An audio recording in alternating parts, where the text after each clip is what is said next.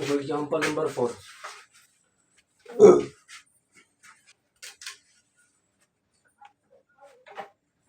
तो example number 4 कह रहा find the HCF and LCM of 126 and 156। हमें क्या करना है, फाइंड करना है एचसीएफ एंड एलसीएम इसका 126 और 156 using of prime factorisation method. हमें निकालना है किसका फैक्टर है 126 और 156। क्या निकालना है एचसीएफ एंड एलसीएम। तो देखो हमें सिंपली क्या करना है, हम पहले क्या कर लेते हैं, जरूरी नहीं कि हम ट्री मेथड से करें। उसने ट्री मेथड तो बोला नहीं, हम तो किसी भी मेथड से कर सकते हैं। ठीक, देखो कैसे करोगे आप 126 2 6 या 12 2 3 या 6 2 3 2 या 6 3 1 या 3। ठीक, 3 7 या 21 7 1 या 7। 156 का यहाँ से ऐसे कर लो 2 7 या 14 2 8 या 16 2 3 या 6 2 9 या 18 3 1 या 3 3 3 या 9। तो यहाँ पे लिखोगे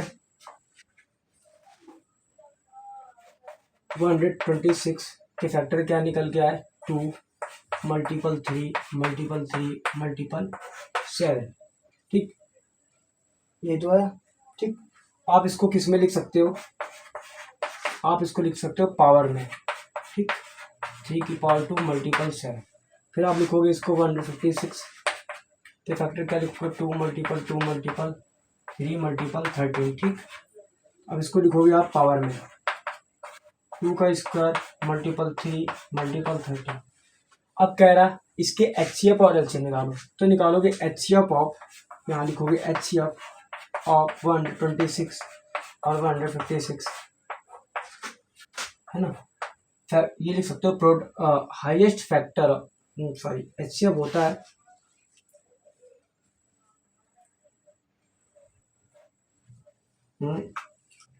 लोवेस्ट पावर। ठीक, हाँ, product of common terms with the lowest power क्या होती है, प्रोडक्ट ऑफ कॉमन टर्म्स। तो लिख सकते हो प्रोडक्ट ऑफ, तो कुछ लैंग्वेज का भी यूज करना पड़ेगा आपको, product of common term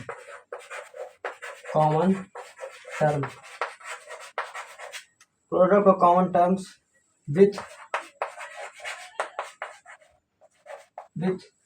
lowest power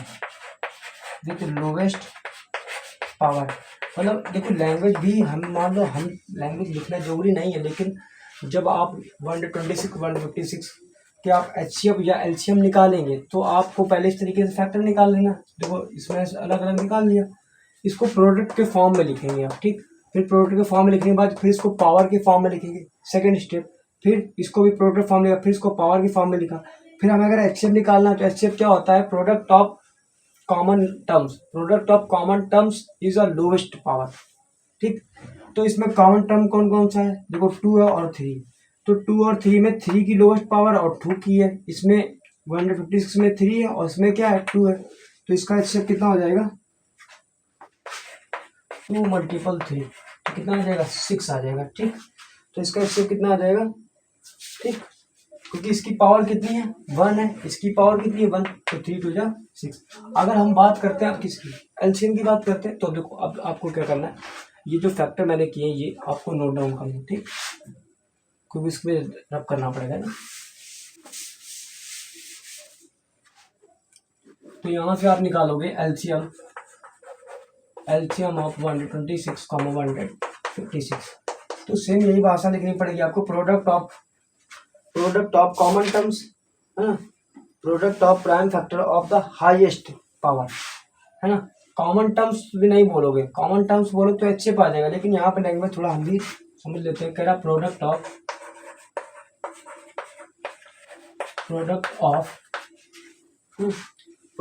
prime factor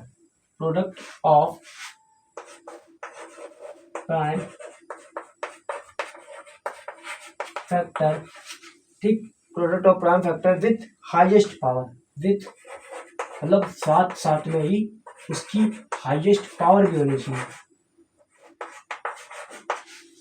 ठीक, हाईएस्ट पावर अब एक चीज बताइए यहाँ पर, हाईएस्ट पावर यहाँ पर क्या होनी चाहिए तो समझिए, एक तो प्रोडक्ट ऑफ प्राइम फैक्टर होना चाहिए, पहले बात तो प्रोडक्ट ऑफ प्राइम फैक्टर होना चाहिए। यहाँ पर क्या बोला, प्रोडक्ट ऑफ कॉमन टर्म्स, ठीक, विथ लोएस्ट पावर।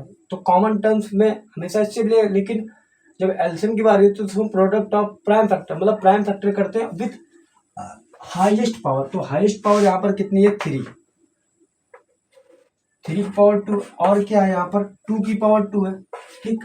और यहाँ पर क्या है 13 भी है और 7 भी है, तो यहाँ पर लिख सकते हो 7 मल्टीपल 13, देख लीजिएगा आप फिर, ठीक। 5 मल्टीपल 7, 5 कहाँ से आ गया, है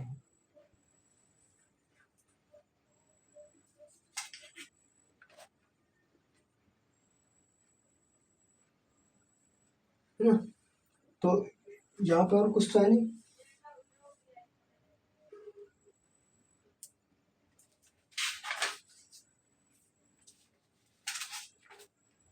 ठीक। तो इसका मल्टीपल कर लो आप सीधे, सिंपल, ठीक।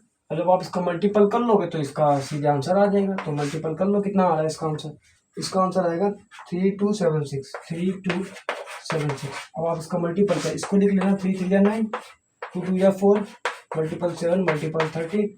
जब आप इसका प्रोडक्ट करोगे तो आपको निकल के आएगा 3276 एलसीएम, किसका, इसका और इसका, इसका आएगा एचसीएफ, ठीक। तो देखो ऐसे एग्जाम्पलों के लिए हमें थोड़ा सा समझना पड़ता है। लोग क्या करते हैं कि सीधे और कोचिंग पढ़ने गए, ट्यूशन बस सीधे सर ने बता दिया कि हाँ ये कर लो, लिख दिया, बस खत्म। ये नहीं पूछते ऐसा क्यों, देखो ऐसा क्यों होता है। जैसे आपसे एग्जाम्पल नंबर 4 कह रहा है कि हमें इस नंबर का एचसीएफ और एलसीएम निकालना है। तो सबसे पहले हम दिएगा लिखेंगे गिवन नंबर्स ऑफ, है ना, फाइंड प्रोडक्ट, ठीक, giving number find the product. तो प्रोडक्ट करने के लिए प्रोडक्ट नहीं, फैक्टर फैक्टर फैक्टर, तो फैक्टर करने के लिए हमें क्या किया, फैक्टर निकाल लिया एलसीएम मेथड से, इस तरीके से फैक्टराइजेशन मेथड से। फिर हमने इसके फैक्टर लिख दिए। फिर इस फैक्टर को हम किस में लिखते हैं, पावर में लिखते हैं, ठीक। फिर 156 के हमने फैक्टर की, इसको भी किस में लिखा, पावर में लिखा। तो एचसीएफ इसका कितना आ जाएगा, एचसीएफ निकालने के लिए क्या होता है, product of common terms. HCF हमेशा निकालोगे तो प्रोडक्ट ऑफ कॉमन टर्म्स होगे, देखो कॉमन जब होंगे जब तभी तो आप एचसीएफ लोगे। एचसीएफ का मतलब होता है छोटा, लोवेस्ट, ठीक, लोवेस्ट से लोवेस्ट, ठीक, और जो कॉमन टर्म्स होता है, ठीक। तो कॉमन टर्म्स विथ कैसा होना चाहिए, लोवेस्ट पावर। विथ का मतलब होता है साथ साथ में, साथ ही साथ उसकी होनी चाहिए लोवेस्ट पावर भी होनी चाहिए, साथ ही साथ क्या होनी चाहिए, उसकी लोवेस्ट पावर भी होनी चाहिए, क्या होनी चाहिए, साथ ही साथ उसकी लोवेस्ट पावर भी होनी चाहिए। तो लोवेस्ट पावर के लिए हमने क्या किया, यहाँ पर 2 लिखा, ठीक, यहाँ पर 3, तो कोई इसमें भी 2 लोवेस्ट पावर है, इसमें 3 लोवेस्ट पावर है, और तो इसमें कोई कॉमन ही नहीं था। तो हमने क्या लिख लिया, 2 की पावर 1 मल्टीपल 3 की पावर 1, 6। तो 126 156 का एचसीएफ कितना आया, 6। लेकिन जब बात आई एलसीएम निकालने की इसकी, तो एलसीएम आप निकालो 126 और 156 का, तो क्या आएगा, प्रोडक्ट ऑफ प्राइम फैक्टर, कह रहा product of prime factor with, साथ में कैसा होना चाहिए, विथ हाईएस्ट पावर। कैसी होनी चाहिए, हाईएस्ट पावर होनी चाहिए।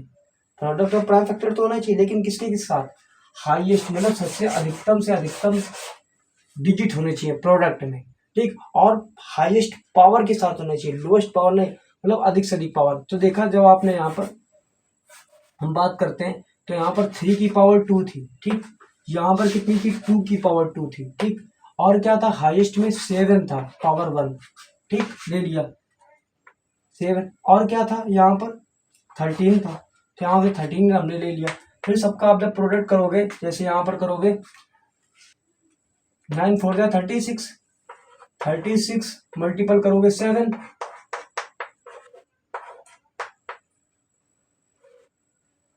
252, 252 में मल्टीपल करोगे 13 का, ठीक। तो क्या निकल के आएगा, 3276। तो ये एग्जाम्पल नंबर 4 था, आपको समझ में आ गया होगा किस तरीके से मैंने चीज़ों को समझाया है, किस तरह से चीज़ें मैंने बताया है कैसे। तो आप समझ सकते हो कि किस तरीके से कैसे काम किया जाता है और किस तरीके से किया जाता है। तो जाहिर करते हैं आपको एग्जाम्पल नंबर 4 अच्छे समझ में आ गया होगा, ठीक है। अगर आपको कोई दिक्कत होती है तो मेरा उधर व्हाट्सएप नंबर लिखा है 7376149306 पे, आप कमेंट कर सकते हो, क्वेश्चन की फोटो भी भेज सकते हो, ठीक है। तो एग्जाम्पल नंबर 4 के बाद हम चलते हैं एग्जाम्पल नंबर 5 पे। किस पे चलते हैं? एग्जाम्पल नंबर 5 पे चलते हैं। देखो मेथड सेम रहेगा, बस ये रहेगा टीचर का जो नज़रिया होता है, अलग अलग टीचर होते हैं वो अपने मेथड से पढ़ाते हैं। तो हम कुछ मेथड बुक की भी ले लेते हैं, ठीक है, क्योंकि हम एकदम की अपने मेथड का यूज़ नहीं कर सकते ना भाई। बुक की भी कुछ सोच है, जो राइटर आर.एस. अग्रवाल जो बुक है आर.एस, है ना, तो इतने बड़े टीचर होके तो इनकी थोड़ी सी तो हिंट लेनी पड़ती है ना चीज़ों को पढ़ाने के लिए। कोई टीचर पेट से थोड़ी सीख के आता है।